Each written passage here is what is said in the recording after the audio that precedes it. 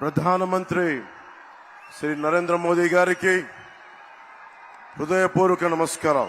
భారతదేశానికి అభివృద్ధితో పాటు కావాల్సిందే భారతదేశపు సమాజానికి గుండె ధైర్యం, శత్రు దేశాల మీద పోరాడగలిగే శక్తి, ముందుకొస్తుంటే నిలవరించగలిగే శక్తి. కశ్మీర్ మనది కాదు అంటే ఇది మనది అని చెప్పి ఆర్టికల్ 370ని రద్దు చేసిన బలమైన మనందరికి ప్రియతమైన నాయకులు. ఈ దశాబ్ద కాలంలో ఒక్క ఉగ్రవాది కూడా భారతదేశం వైపు కన్నెత్తాలంటే భయపడే పరిస్థితికి మొత్తం భారతదేశాన్ని కన్యాకుమారి నుంచి కశ్మీర్ వరకు ప్రపంచ చిత్రపటంలో మనందరికీ గర్వంగా నిలబెట్టిన వ్యక్తి. శేషేంద్ర గారి కవిత చదువుతున్నప్పుడు నాకు నరేంద్ర మోదీ గారు గుర్తొస్తారు. సముద్రం ఒకరి కాళ్ళ దగ్గర కూర్చొని మరగదు, పర్వతం ఎవడికి వంగి సలాం చేయదు, తుఫాను గొంతు చిత్తం మనడం మెరగదు. నేనింత కలిపి పిడికిడి మట్టే కావచ్చు, కానీ గొంతెత్తితే భారతదేశపు మువ్వెన్నెల జెండాకున్నంత పొగరుంది. ప్రధానమంత్రి గారు గొంతెత్తితే ప్రతి భారతీయుడు ప్రతి అణువణువు కదులుతాయి. ప్రతి ఒక్కరికి ఉపాధి, పరిశ్రమలు, ప్రతి ఒక్కరికి మనకి సాగునీరు, తాగునీరు ఇలాంటివన్నీ ప్రొవైడ్ చేయగలుగుతా ఉన్నారు. ముఖ్యంగా ప్రధానమంత్రి గారు చేస్తున్న ఈ పథకాలని రాష్ట్ర ప్రభుత్వం ఎలాగా దీనిని వైసీపీ పథకాలుగా చేసుకుంటుందో, ప్రధానమంత్రి ఫసల్ బీమా యోజన పథకాన్ని వైఎస్ జగన్ ప్రభుత్వం వైఎస్ఆర్ ఫసల్ బీమా యోజన కింద 90% రైతులకి తీసుకొని కూడా అందించలేదు. ప్రీమియం ఇవ్వకపోవడం వల్ల ప్రధానమంత్రి గారి బీమా యోజన పథకాన్ని పేరు మార్చి కూడా ఇవ్వలేదు. ప్రధానమంత్రి కిసాన్ సమ్మాన్ నిధి నుంచి ప్రభుత్వం నుంచి నిధులు వచ్చినా కానీ దానికి తగ్గ నిధులు ఇవ్వకపోవడం వల్ల రైతులు నష్టపోయారు. పిఎం పోషణ పథకం నుంచి చిన్న బిడ్డలకి ఫ్రీ లంచెస్ కానీ మధ్యాహ్నం పూట ఉచిత భోజనాలు కానీ ఇస్తా ఉంటే దానిని వైఎస్ జగన్ వైఎస్ఆర్ సంపూర్ణ పోషణ కింద చెప్పే మార్చుకున్నారు. మిషన్ వాత్సల్య, మిషన్ శక్తి ఈ పథకాలని జగన్ వైఎస్ ప్రభుత్వం జగనన్న గోరుముద్ద, జగనన్న పాలుగా దాన్ని ప్రధానమంత్రి గారి పథకాలని మనకి రాష్ట్ర పథకాలుగా చేస్తా ఉన్నారు. జగన్ జాతీయ ఉపాధి హామీ పథకాలని ఇళ్లకి మళ్లించి, అలాగే కేంద్రం ఇస్తున్న ప్రధానమంత్రి గారు ఇస్తున్న 1,80,000 రూపాయలు ఒక్కొక్క ఇంటికి ఇస్తా ఉంటే దానికి వైఎస్ జగనన్న కాలనీలు పేరు పెట్టుకున్నారు. అలాగే మనకి ప్రతిరోజు 38 కిలోమీటర్ల హైవే నిర్మితం జరుగుతుంది ప్రధానమంత్రి గారి నాయకత్వంలో. ఆంధ్రప్రదేశ్ భారతదేశ తాలూకు పేట్రియట్ దేశభక్తిని అణువణున గుండెలో నింపుకున్న సమాజం ఇది. జాతీయోద్యమం, జాతీయ స్ఫూర్తి కొండంతుంది. మేము కోరుకునేది కూడా ఈ రోజున ఎందుకు అలయన్స్ ని మేము కోరుకున్నాం, ఎందుకు ప్రధానమంత్రి గారి ఆశీస్సులు ఈ కూటమికి కావాలి.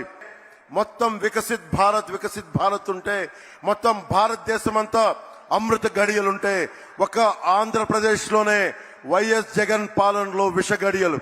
ఎటు చూసినా ఇసుక దోపిడీ, ఎటు చూసినా మట్టి దోపిడీ, ఎటు చూసినా స్కాములు. ఇవన్నీ ఆగాలి అంటే ప్రధానమంత్రి గారి ముందుండి ఆంధ్రప్రదేశ్ ని నడిపిస్తే తప్ప దీనిని ముందుకు తీసుకెళ్లలేం. అందుకని వారి ఆశీస్సులు కోరుకున్నాం.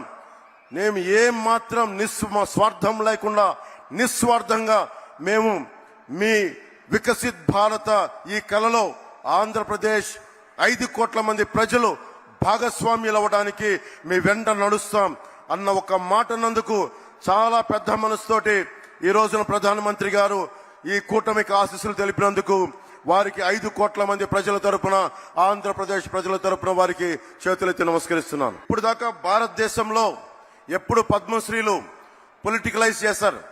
మొట్టమొదటిసారి ప్రధానమంత్రి గారు అడుగు పెట్టిన తర్వాత, ప్రధానమంత్రిగా ప్రమాణ స్వీకారం చేసిన తర్వాత మటుకు మీకు కనిష్క, మనకి కెనడా నుంచి ఉగ్రవాదులు కనిష్క బాంబుని పేల్చేస్తే, ఫ్లైట్ ని పేల్చేస్తే ఆ కుటుంబం మొత్తం కోల్పోయారు. మన తూర్పు గోదావరి జిల్లాకు చెందిన శంకురాత్రి చంద్రశేఖర్ గారు. వారిని ఎవరు గుర్తించలేదు. ఒక్క ప్రధానమంత్రి గౌరవనీయులు మనకి నరేంద్ర మోదీ గారు గుర్తించారు. అలాగే ఏటి కొప్పాక బొమ్మలు సివి రాజు గారిని సహజ రంగులతోటి దానిని దాదాపు 500 ఏళ్లుగా ఏటి కొప్పాక బొమ్మల్ని ఆ కళని ముందుకు తీసుకెళ్తుంది. దాన్ని గుర్తించింది ప్రధానమంత్రి గారు. అబ్బారెడ్డి నాగేశ్వరరావు గారు మనకి నార్త్ ఈస్ట్ లో దాదాపు 33 ఆర్కిడ్లని కనిపెడితే గుర్తిస్తే దాన్ని పద్మశ్రీగా వారికి ఇచ్చారు. కోట సచ్చిదానంద శాస్త్రి 10 సంవత్సరాలుగా హరికథా కళాకారులు వారిని గుర్తించారు. దళువాయి చలపతిరావు మన అనంతపురం మనకి జిల్లా నుంచి తోలు బొమ్మలాటని గత కొన్ని 70 సంవత్సరాలుగా వారిని తీసుకెళ్తుంటే వారిని గుర్తించారు. మొగిలయ్య, కిన్నెర మొగలయ్య ఎవరు గుర్తించరు. ఇలాంటి వ్యక్తుల్ని మనకెక్కడ మూల ఉన్న కళాకారుల్ని ప్రతి ఒక్కరిని గుర్తించి ఈ రోజున భారతదేశానికి ముఖ్యంగా దక్షిణ భారతానికి 135 పద్మశ్రీలు ఇచ్చిన బలమైన నాయకులు మన ప్రధానమంత్రి నరేంద్ర మోదీ గారు. వారికి మనస్ఫూర్తిగా నా కృతజ్ఞతలు తెలియజేసుకున్నాం. 100 స్టార్టప్స్ తోటి మనకి ప్రధానమంత్రి గారు రాకముందు ఉన్న భారతదేశం ఈ రోజున 1,17,000 స్టార్టప్స్ ఈ రోజున భారతదేశంలో మొదలైనవి. కేవలం వైఎస్ జగన్ తన పార్టీ మనుషులు తన మనుషులు తప్ప మొత్తం 5 కోట్ల మంది ప్రజల్ని హింసించే పరిస్థితుల్లో నేను ఒకటే ప్రధానమంత్రి గారిని కోరుకున్నాను. నేను చేతులెత్తి నమస్కరిస్తున్నాను. మీ ఆశీస్సులు కావాలి. మేము ఈ విష గడియల నుంచి మేము కూడా మీరు కన్న కలలో అమృత గడియల్లో మేము ప్రవేశించాలి, మీరు కలిసి తీసుకెళ్ళండి అని వేడుకున్నందుకు వారి పెద్ద మనసుతో అంగీకరించినందుకు మనస్ఫూర్తిగా నేను హృదయపూర్వక కృతజ్ఞతలు తెలియజేసుకుంటూ ప్రధానమంత్రి గారి కళ 400 పార్లమెంట్లు పైన కొట్టాలి. దాంట్లో భాగంగా మేమందరం ఎన్డీఏ కూటమిగా దక్షిణ భారతం ఆంధ్రప్రదేశ్ నుంచి ఒక పార్లమెంటు సభ్యులే కాదు ప్రధానమంత్రి గారి కళ కోసం భారతదేశాన్ని సూపర్ పవర్ గా తీర్చిదిద్దే క్రమంలో మా ప్రాణాలను కూడా మీ కళకి మేము అర్పిస్తాం. నా ప్రాణాలని కూడా మేము మీకు అర్పిస్తామని తెలియజేసుకుంటా ఉన్నాం. స్వామి వివేకానంద గారు ఒకటే కోరుకున్నారు, 100 మంది ఇవ్వండి అని చెప్పి ఈ భారతదేశాన్ని మారుస్తానని. ఆ కళలు చిన్నప్పటి నుంచి కళలు కనేవాడిని. ఒకళ్ళు వస్తారా అని. వచ్చారు నరేంద్ర మోదీ గారు. ఒక్కరు వచ్చి ఈ రోజున భారతదేశపు ప్రపంచ శక్తిని చరిత్ర పుటాల్లోకి తీసుకెళ్లారు. 10వ స్థానంలో ఉన్న భారతదేశం 5వ స్థానంలోకి వచ్చింది. 3వసారి ముచ్చటగా ఆయన ప్రధానమంత్రి కాబోతున్నారు. 3వసారి ప్రపంచ అగ్రగామి దేశాల్లో 3వ దేశంగా కాబోతుంది. మనందరం కలిసి ప్రధానమంత్రి గారి వెంట నడుస్తున్నాం. మేమందరం నడుస్తాం. మేమందరం కూడా ఆయన కళల్ని సాకారం చేయడానికి, భారతదేశాన్ని నెంబర్ 1 చిత్రపటంలో పెట్టడానికి, సూపర్ పవర్ గా చేయడానికి మేమందరం అండగా ఉంటాం. ఆయన వెన్నంటి నడుస్తాం. ఆయనతో పాటు కలిసి అడుగులేస్తామని తెలియజేసుకుంటూ మన కూటమి ప్రభుత్వం వస్తుంది. ఆ వైసీపీ అవినీతి కోటల్ని బద్దలు కొడుతున్నామని తెలియజేసుకుంటూ కూటమి ప్రభుత్వాన్ని స్థాపిస్తున్నామని తెలియజేసుకుంటూ భారత్ మాతా కీ జై హింద్.